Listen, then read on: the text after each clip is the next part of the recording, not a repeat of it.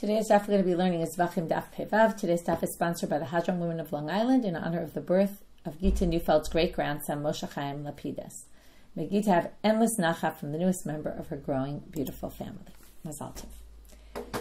Okay, we'll get started today. I'll remind everyone about our Circle of Friends campaign. All the details are on our website. We'd love for you to join and help support all the important work that we're doing. So we'll get started with the end of Pei He Amud Bet at the Mishna. We'll review the Mishna very briefly.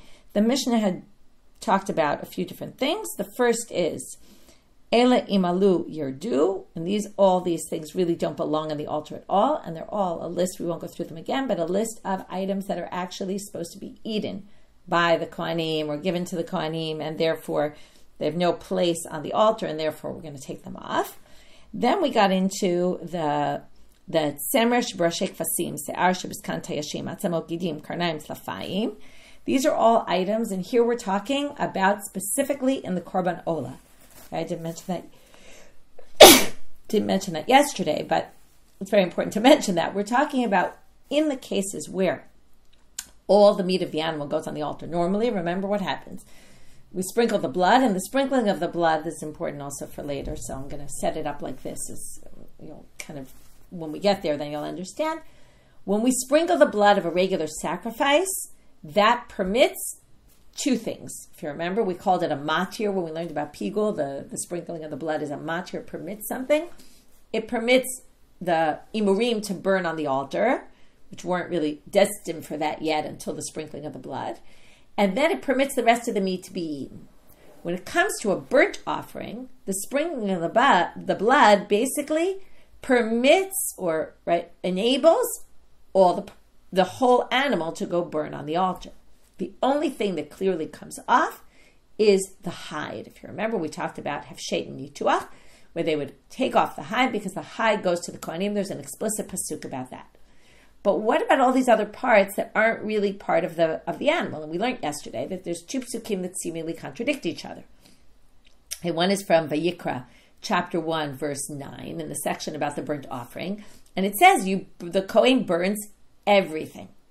But then there's a different pasuk in Sefer Devarim, chapter 12, verse 27, which says, do your olot, right, meaning sacrifice, burn your korbanot olah, burnt offerings, habasal v'hadam. We want the meat and the blood. Those are the two parts that go on the altar, nothing else.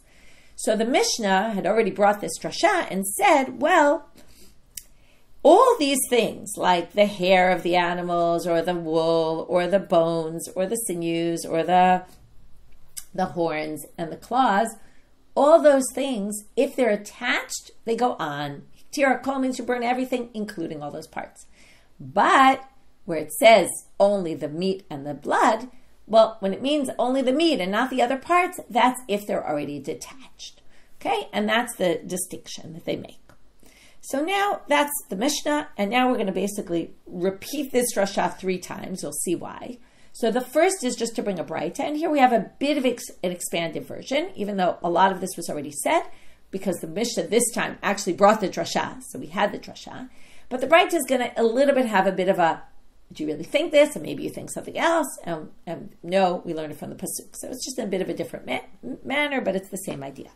Bottom of Pei He Amud Bet, starting from the Gemara. Tanu Rabbanan. So the braita says, Hiktira kohen et kol hamizbecha. Everything should be burned on the altar. That's from Vayikra. Rabba, that includes atzamot, gidim, v'karnaim, u'tlafayim. Okay, we're not going to talk anymore about the hair and all that. We're really going to always use these 4, the bones, the sinews, the horns, and the claws. Yachol afilu pirshu. Now you might think maybe they go on the altar even if they separated from the meat. Talmud Lomar, that's why it says, v'asita olotecha basal v'hadam. Okay, and that's why it says just the meat and the blood, so if they're separated, you don't put them on. I basar v'dam. Now, if it said just basar v'dam, you might have thought, yachol, yachlotz gidim v'atzamot v'yaleh basar l'gabei mizbech. Maybe the kohen is supposed to remove them before he puts it on the altar. Talmud Lomar, that's why it says, v'yiktira kohen et hakol. Again, they're just having a bit more of a conversational type of argument here. You might have thought this, that's why it has the other pasuk. Ha-ketzad, how does it work? And now we get to the same conclusion of the Mishnah. Mechubarin ya'alu, pirshu afilu hem b'rosh hamizbeach yirdu. So if they're attached, they go on. If they're detached, even if they're already at the top of the altar, you take them down. Okay, very simple.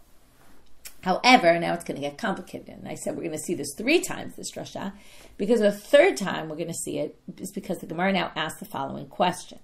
Man tana deshama le de'amar pilshu yildu. Who is the Tana who holds this way, that we just saw both in the Braita and in the Mishnah? And now we're going to learn there's a machloket about it. And for that, we're going to bring a Braita with a machloket. Okay? It's Rebbi. It's Rabbi Yehuda Nasi's position.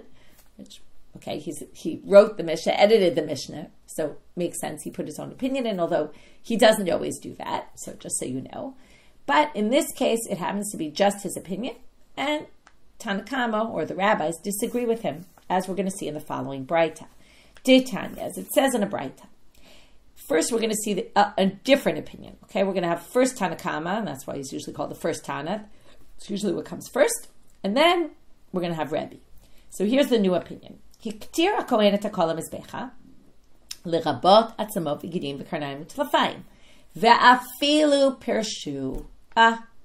The word hakol means everything, even those parts, the bones, the sinews, the claws, and the horns, even if they're detached from the animal, they still get burned on the altar. That's a different opinion we haven't seen. So now the obvious question is, Hamani Makayim, Vasita Olotecha Basal Va'adam. So what does he do with that pasuk that says just the blood and the meat go on the altar? What's he going to explain there? Before we said that was if they separated, then you don't need. Lomar lecha ikule ola atamachzir v'i atamachzir ikule gidim v'atzamot. This is the law we're going to see in the next Mishnah, which is what we call poking. If something was already, until now we've been talking about something's on the altar, do you take it off or not? But what if something was already on the fire and was already partially consumed by the fire? So there things might be different, because once they're already partially consumed by the fire, maybe you would bring them back. And what they're saying is, well, if they were partially consumed by the fire and they're parts of the meat, the main part of it, and they fall off. Now, the way they describe this is that often when the fire is going, it can cause things to go flying out of the fire. So it could be it'll just start, because it's not like anyone's pushing it out really. But if it kind of jumps off and falls off, you put it back. But what don't you put back? If bones were being consumed by the fire and then fell off the altar, then you don't bring them back. Because you already fulfilled, he burns everything, even though it's not completely burned, but you wouldn't put it back on if it was the bones or the horns or those kind of things. Okay, that's Tanakama's approach. So he has a much more limited approach to the exclusion of these parts. These parts are not really so excluded. They really do get burned even if they separated, because really you do burn everything. But if it was already burned somewhat and falls off, you don't put it back on.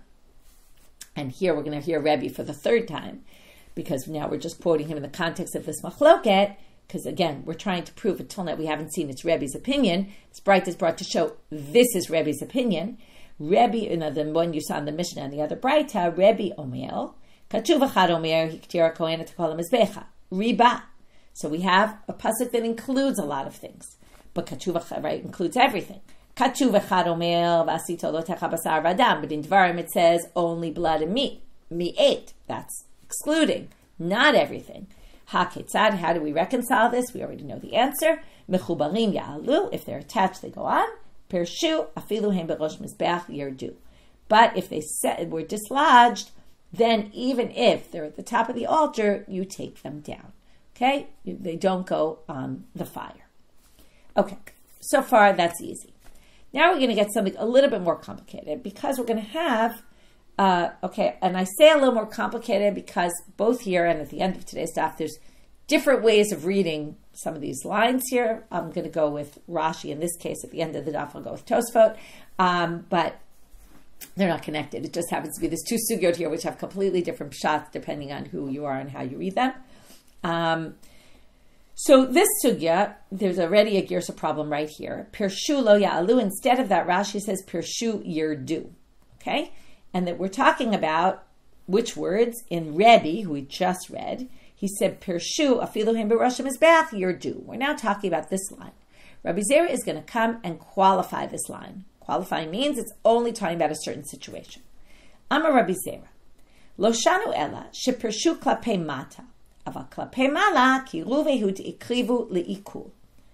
When do we say that if they got dislodged, even if they're at the top of the altar, we take them down? That's only if when they got dislodged, it's a bit of a strange thing and the Gemara is going to reject it immediately. So if you find it weird, it is a little weird and the Gemara says this can't be what he means.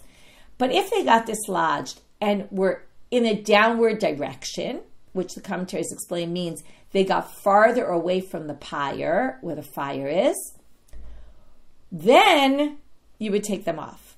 But if they went klape mala, they fell in as they kind of separated and went in the direction of the pyre, because remember, they're just somewhere at the top of the altar. They haven't been burned yet. But if when they got dislodged, they were closer to the fire, then afilu pirshu. Then you're going to, in other words, even if they got dislodged, you're going to leave them on the altar. So what he says is basically, in simple terms, when Rebbi says that if they're dislodged, they go off the altar, it's only if they got dislodged in a direction away from the fire. So the Gemara says, afilu pirshu. I don't understand. If they're dislodged, what should it matter whether they got closer to the fire or away from the fire? It shouldn't be a relevant issue. And therefore, Amar Rabba hachikama. Rabba comes and says, no, this is really what Rabbi Zeira meant. Okay, and now we're going to get into parshanut here of Rashi. I'm going to go with Rashi's explanation because you have to make a jump according to Rashi. What Rabba is going to do now, he's rereading Rabbi Zeira because Rabbi Zeira basically, we claim, makes no sense. So Rabba is going to reread it. And it's going to be referring to this line, Pirshu Yirdu. Okay, if they separated, they're going to come down, but it's really an inference on that line. And if you look in Rashi, I want you to read it in Rashi so you believe me because it's a little bit of a jump. Where it says Lo Shanu, it's closer to the top of the daf, and mine it's the 6th line in Rashi. Lo Shanu de Ka'amal Pirshu Yirdu Umihu. Now here comes the key line. And yet Idnu Bichlal Kodashim. Now what he's saying is here. It says, what did Rebbe say? If they got dislodged from the meat, then you take them off the altar. But what he didn't address is, are they still sanctified? Because Korban Olah, if you remember, everything about the Korban Olah is sanctified. There's a law of Me'ilah from the start. So are these bones still sanctified? Okay, for example. So now let's just go back and let's give some background. The Korban Olah, as I said, gets completely burned. Remember, when you do the sprinkling of the blood, that basically permits all the meat to go on the altar. You're not supposed to put the meat on the altar before that, right? Only after the sprinkling of the blood is all the meat permitted to go on the altar, and all of it gets burned. There's also a law of Me'ilah from the beginning on all of it, if you remember, right? You can't use, remember, Me'ilah is misuse of consecrated property, so it means that it's forbidden to benefit from by Torah law. That's from the beginning. Okay, but the blood, sprinkling of the blood basically permits the meat to be burned completely. Now, that's number one. The second thing, what else did I want to say? I'm now forgetting what I wanted to tell you beforehand. So now, there's another thing, which is the only part of the olah that you can eat is the hide, right? And not eat, benefit from, is the hide. The hide goes to the kohanim, and they can use that, and that appears in a pasuk.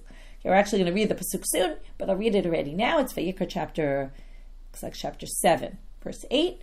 HaKohen hamakriv et olat ish, Kohen who sacrifices the olah of a man. It's a little bit weird why it says olat ish, but that's not for today. Or ha'olah asher hikriv, la kohen lo yihiyeh. The hide of the olah goes to the kohen. It is his. Okay, he can do with it whatever he wants. So now the question is going to be, what about the bones and all these things? Can the kohen do whatever he wants with them? So what Rabba is saying is, look at the words of Rebbi. Rebbi says, if they dislodged from the meat, then you take them off the altar. But it doesn't say that they lose their sanctity.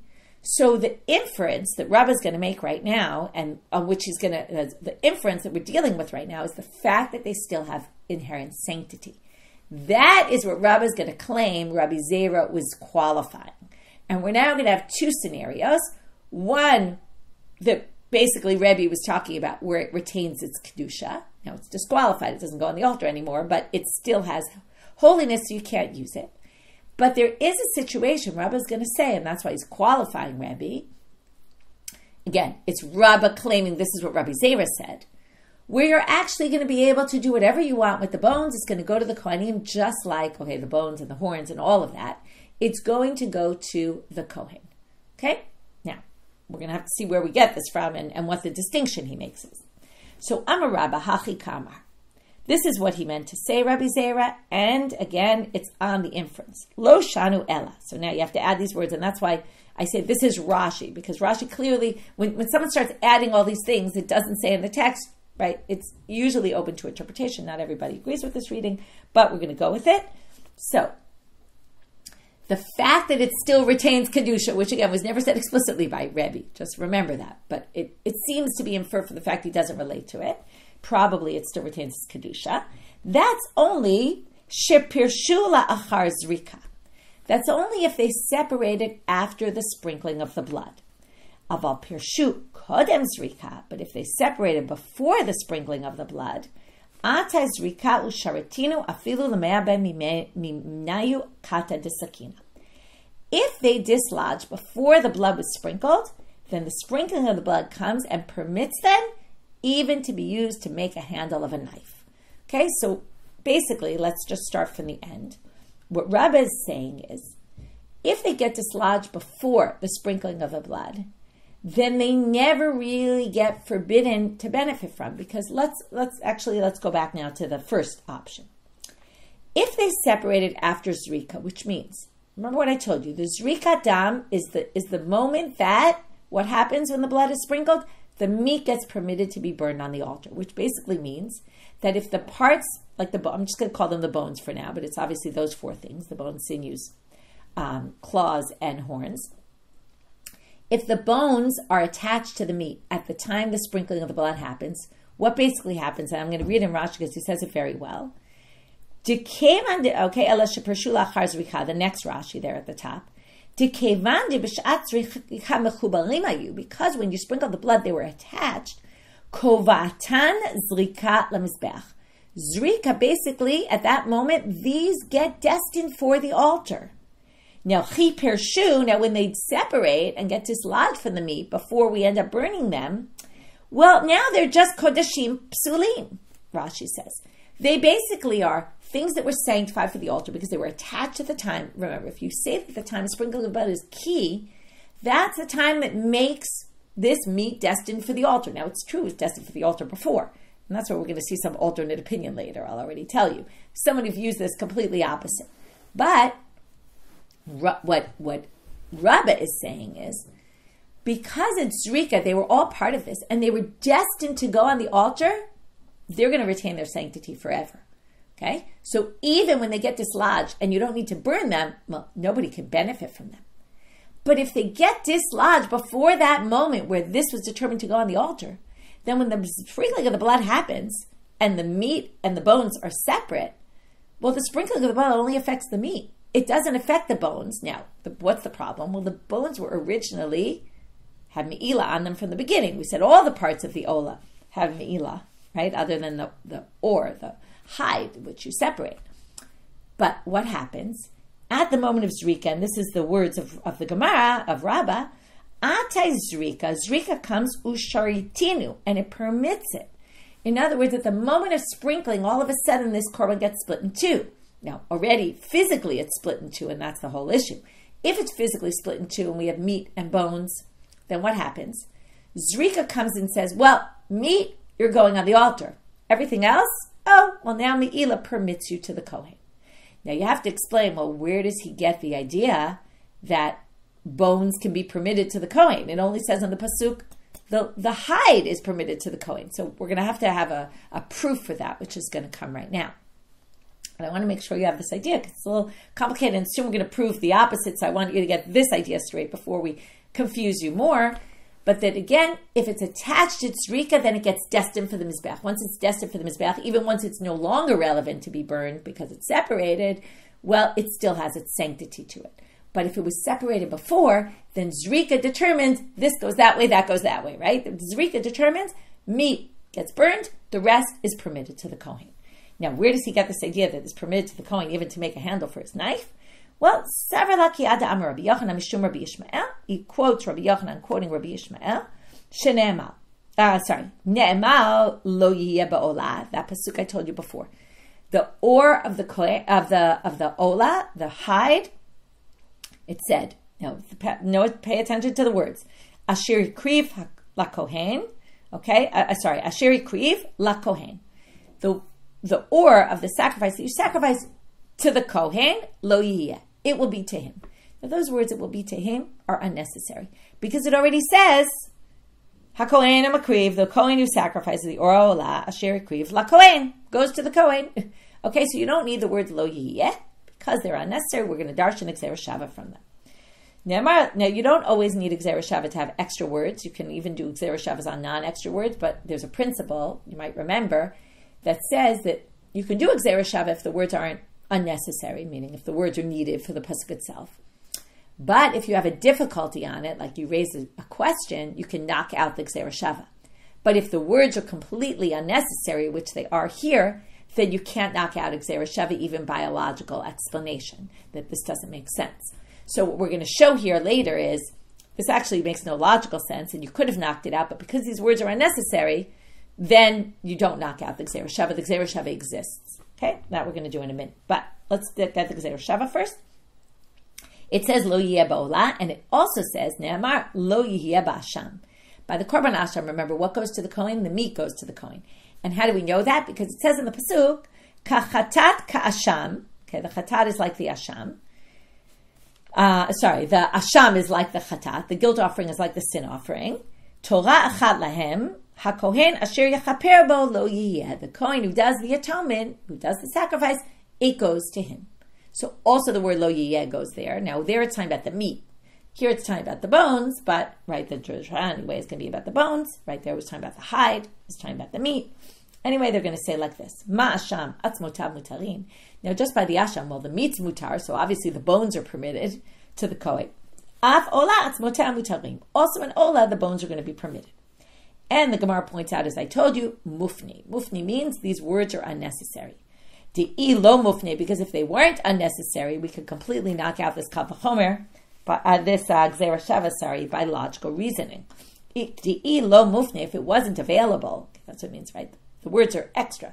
They're available, basically, to be darshan, because if not, we could knock this out and say the following.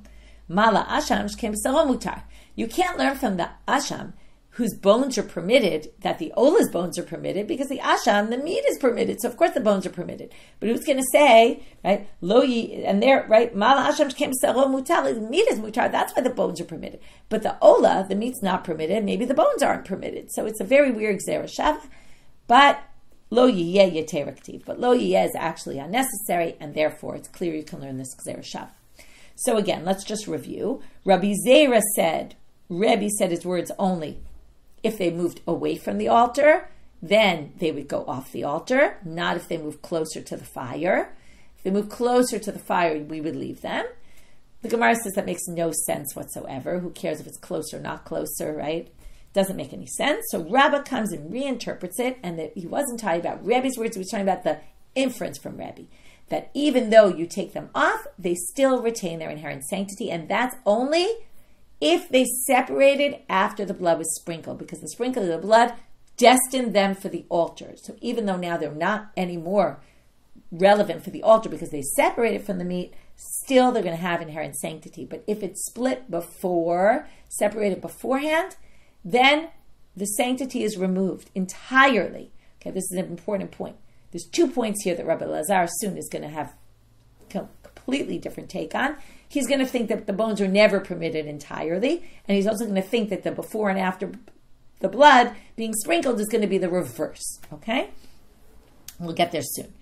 Anyway, the point now, how did he prove that at some, now it didn't really have to do with before the blood was sprinkled or after, but how does he know that the bones are permitted? He proves it from this gezeira shava. Okay, this gezeira shava shows that there's no prohibition anymore to benefit from in some situation, and his logic is that it's the one that if it was before the blood was sprinkled, then the sanctity is removed because it was never destined for the altar, because it wasn't attached at the time the blood was sprinkled. That's the critical moment.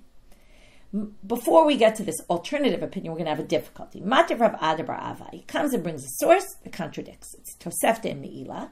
And it says, Atzmot Kodashim, the bones of sanctified offerings, Lifnei Zrika Moalim Bahem, La'achar Zrika E Moalim Bahem. Okay, this is in regular ones, not the Ola. Okay, before Zrika, there's Me'ila. After Zrika, there's no Me'ila anymore. Well, that makes sense because the meat becomes permitted and therefore also the bones become permitted. Shel Ola, Moalim Bahem La'olam. But when it comes to a Korban Ola, there's always Me'ila in the bones. Okay, this completely contradicts. Because what did he say? There's no Me'ila and you can even use them as a handle for your knife. Right? As long as it was before Zrika. And this Tosefta made a distinction before Zrika, after Zrika, when it came to the regular sacrifices. But when it comes to the Ola, it says Zrika doesn't make a difference. It's always Me'ila. So how do we explain that? Okay, so you just say Ema, we'll say like this. Vishal Ola, Pirshu Lifnei Zrika E Moalim Bahem, Lachar Zrika Moalim Bahem La'olam.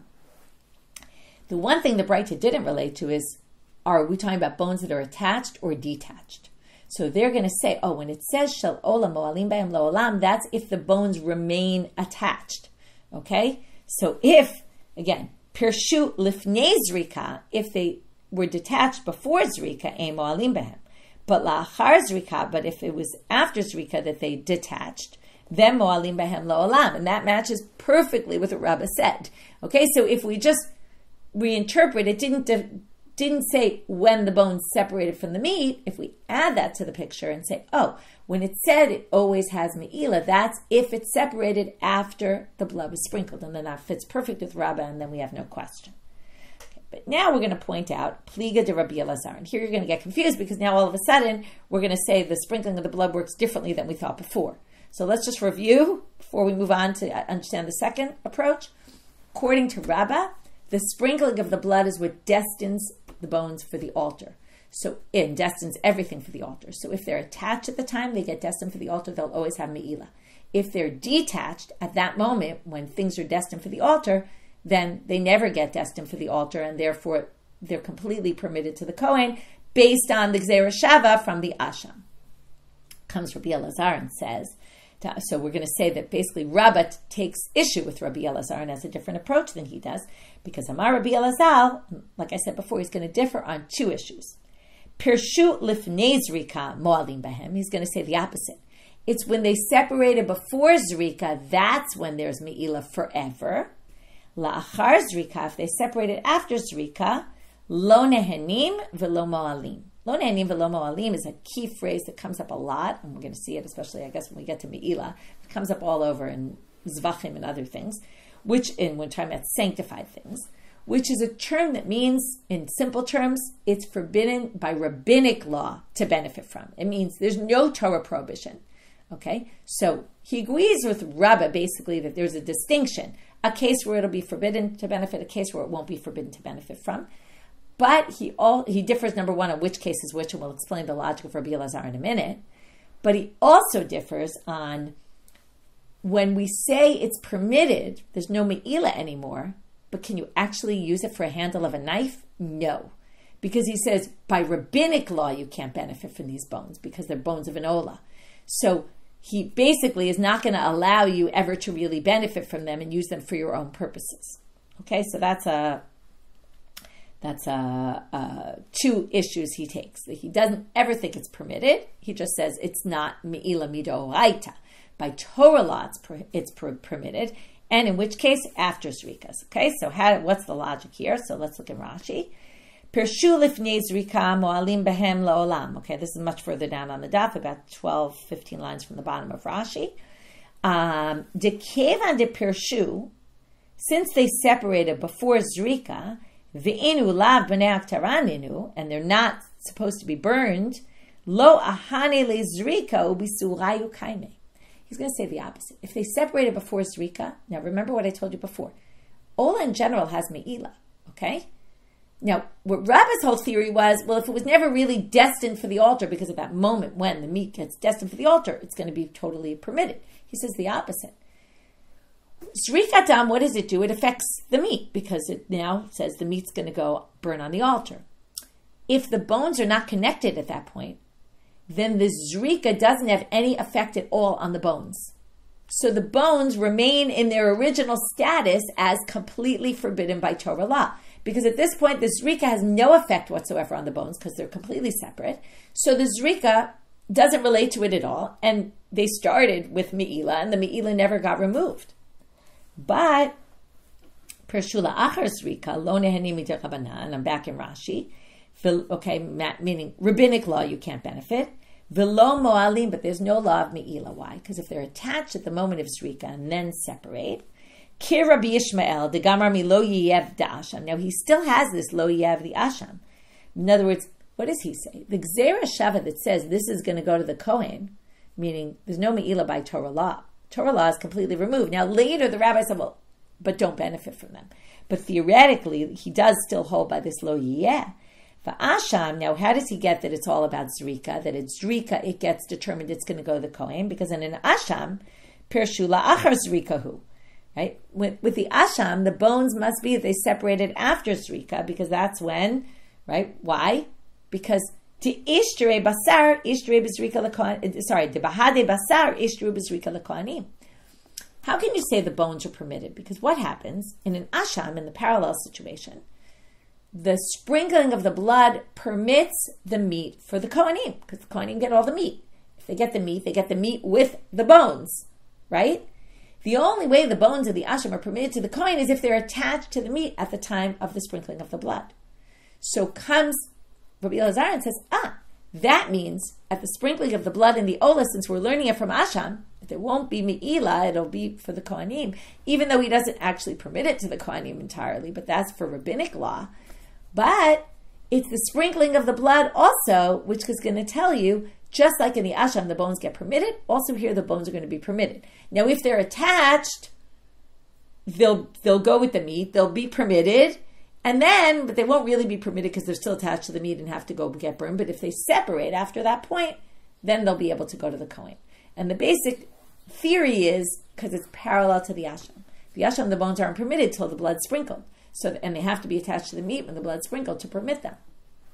That's what Rabbi Zeira claims. So again, he differs on two issues. At what point do they need to be detached in order to remove the me'ila Torah issue? They differ. He says during zrika, right? They have to be attached during zrika, and Rabba says the opposite. They have to be detached at zrika. And he also differs about that they never actually become completely permitted because the rabbis forbade it. Okay? He doesn't think that you could use it as a handle of your knife. In the case where it could be permitted. Again, they differ on which case it could be permitted, but they also differ on, is it completely permitted or not? Okay, that's the end of that section. Now we're going to move on to the more simple part of today's daf, which is this next law about kulan shepak'u me'al mizbach lo yachzilu. Now we're on the law of poking. The Mishna starts off with, kulan is a reference actually to two Mishnayot ago, I believe it's two, on Daf Ayin Dalid, where we had the whole list of all the different kinds of psulim that if they went on lo yirdu, don't take them off, like it was left overnight, it left the azara, all those cases. So if they went on, don't take them off. But if pak'u, if they fell off, right, because of the fire and the fire knocked them off, then you don't put them back on. Okay? Whereas you would for regular stuff. Now we're going to talk about two other things that do they go back on or not. The same is true for the embers on the altar, which were made of the wood from the, they put on the altar.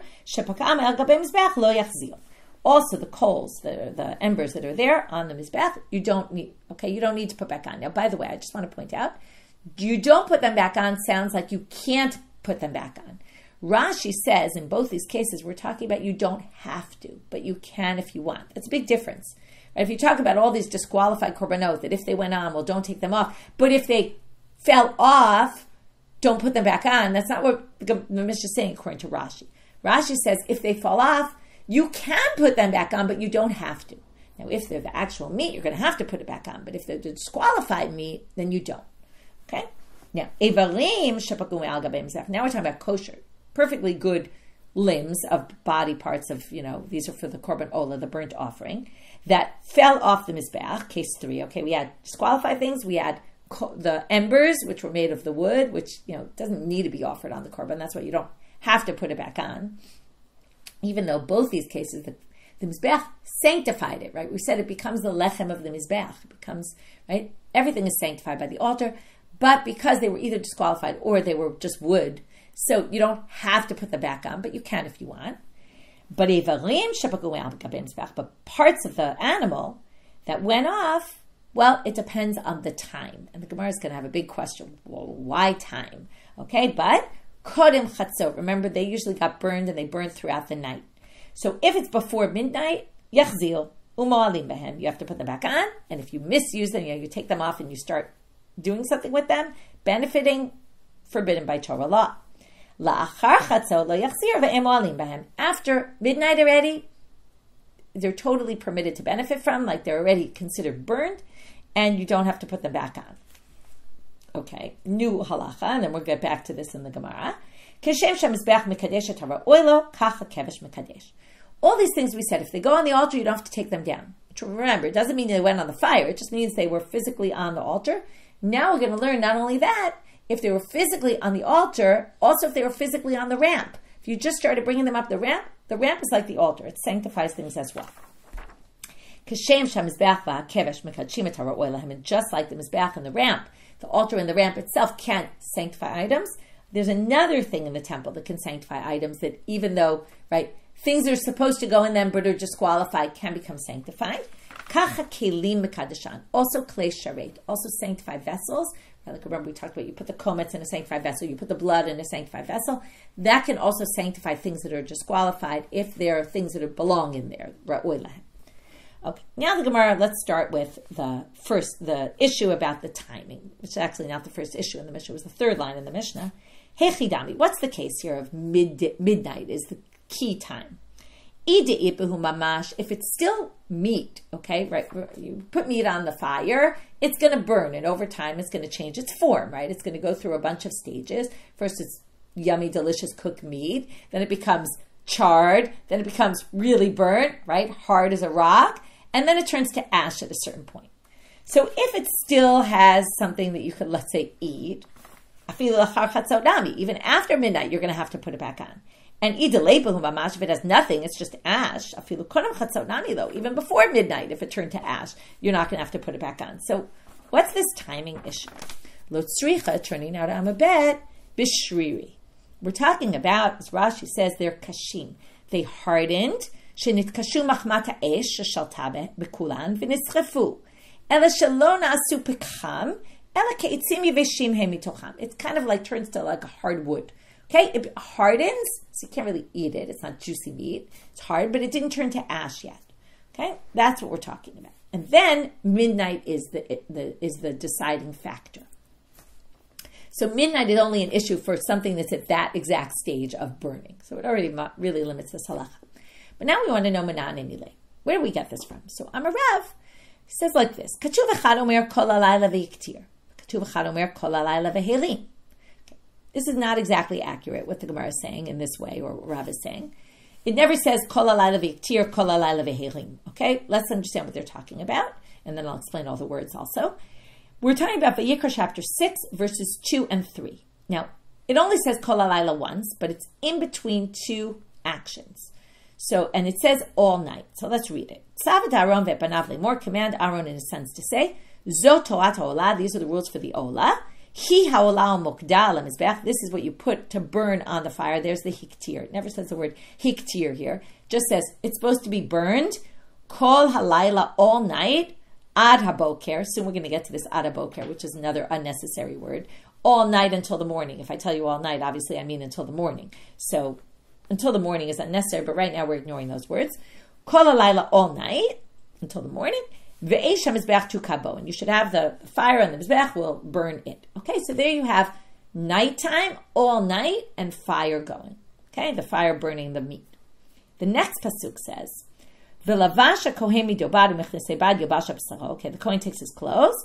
Ve'hirim is kohen clothing, garment. Ve'hirim et hadeshen asher tochal ha'esh et ha'olah al-mizbeach, and then he takes off the deshen. Remember, this is called the trumat hadeshen. Tormim et hadeshen. It's the first action they do during the day, but it's really not during the day, it's at night. They do it Well, it's still nighttime, usually just before dawn. And he takes, it's a symbolic act. He takes a small amount of the ashes from the day's sacrifices, puts them in a pile next to the Mizbeach. Then after, just to point out, they take all the ashes that collected that day and they put it in what's called the tafach, which is this pile in the middle of the altar. But the first action we do is the tormim hadeshin. There's a big machloket. Is it an avoda? Is it not an avoda? It has effects on, does the Kohen Gadol do it on Yom Kippur? Today we're going to see a source that talks about the Kohen Gadol. Yes, does it. Because he has to do all the actions of that day. So on Yom Kippur specifically. Anyway, what's the idea here? Rav says you burn the parts all night, and it says you also do the deshen at night. So, chalkeyu, they say, well, kol halayla must split into two. And here we get to midnight, because that's the split of the two. Chetzio l'haktara v'chetzio l'harama. Half the night you do the burning, half the night half the night's potential for burning, half the night's potential for this mitzvah of Trumat HaDeshen, and therefore of the cleaning of the ashes. And therefore, that's the cutoff. Until midnight, when we have this case that's kind of in between, it's not completely devoured, but it is somewhat devoured, that you can't really eat it anymore. Well, do you have to put it back on? If it's before midnight, that's the time for burning. If it's after midnight, no. And you don't have to put it back on. That sounds great. Except, Mativ Rav Kahana. Rav Kahana says, if you take your drasha seriously, then this Mishnah in Yoma makes no sense. The Mishnah in Yom is describing what happens on a normal day, what happens on Yom Kippur, and what happens on the holidays, and the differences. Bechol, about the tormim hadeshen, moving this ashes from the altar. Bechol Yom, torem et hamizbeach mikrot hagever, o samoch lo, milfanav o me'acharav. So every day you do Trumat HaDeshen around the time of dawn. A little before, a little after. Which sounds like you don't do it from midnight, right? B'Yom HaKippurim b'chatzot. Yom HaKippurim, you do it exactly at midnight. That fits well. B'Regalim, on the holidays, the three Regalim, b'Ashmoret HaRishonah. You do it in the first part of the night, which is, you do it, right? Maybe it means at the end of the Ashmoret HaRishonah, but that's at 10 o'clock at night. That's way before, it's 2 hours before midnight. And some people say, if you say it's from midnight, then why do you do it earlier on the regalim? And why do you on a daily basis do it so close to the morning? You could do it much earlier. But it's really more of a question on how could you do it at earlier part of the night when it's not a time for Trumat HaDeshen, and it's still a time for the burning. Ella Amar Rabbi Yochanan. Now here I'm going to go with Tosfot and not Rashi. Rashi thinks that Rabbi Yochanan is answering the question. He gets rid of the word Ella. It said Amar Rabbi Yochanan, he answers the question. But Ella Amar Rabbi Yochanan is, he's giving an alternative answer. Forget Rav's drasha. We're going to do a different drasha. Mimashma shene'amar kol halayla ini yodea she'ad haboker. Here we go back to these words being unnecessary, which Rav didn't relate to. Rabbi Yochanan says, say you can do the burning of the parts of the meat all night. Why does it say until the morning? Isn't it obvious that that's till the morning? Matamud lamar aboker, teim boker lebokro shelayla. What does this mean? Also a bunch of different interpretations, but add another morning to the morning of the night. In other words, you can do it even earlier than that. Hilkach, kol yoma. In other words, this is a flexible time. Kol yoma mikrot hagever sagi. Now, on normal days, it's fine. You don't need to do the tormim hadeshen any earlier, so you do it close to the morning. B'Yom Kippurim mishum chulsha. Again, we're going to say the burning of the meat goes until then, and then in the morning you do, just before morning at dawn you do the tormim hadeshen. But on Yom Kippurim mishum chulsha de Kohen Gadol mechatzot. We want to do it earlier on Yom Kippur. Why? Because the Kohen Gadol has to do everything, and we don't want to have him do everything all at once. He'll tire out. We want to give him time to recuperate between actions. So it seems a little extreme. It's not a big action, but we're going to do it earlier and let him do it earlier until chatzot, so we won't get weaker. And remember, he stays up all night. And we're going to basically start early so that we can give him time in between to have breaks. So we're not doing everything all at once. But normally, it's one Kohen does that, a different Kohen does the next action, so it doesn't matter. B'Regalim, now why is that so early? Denefishe korbanot tekadmu atu Yisrael mashmor rishona.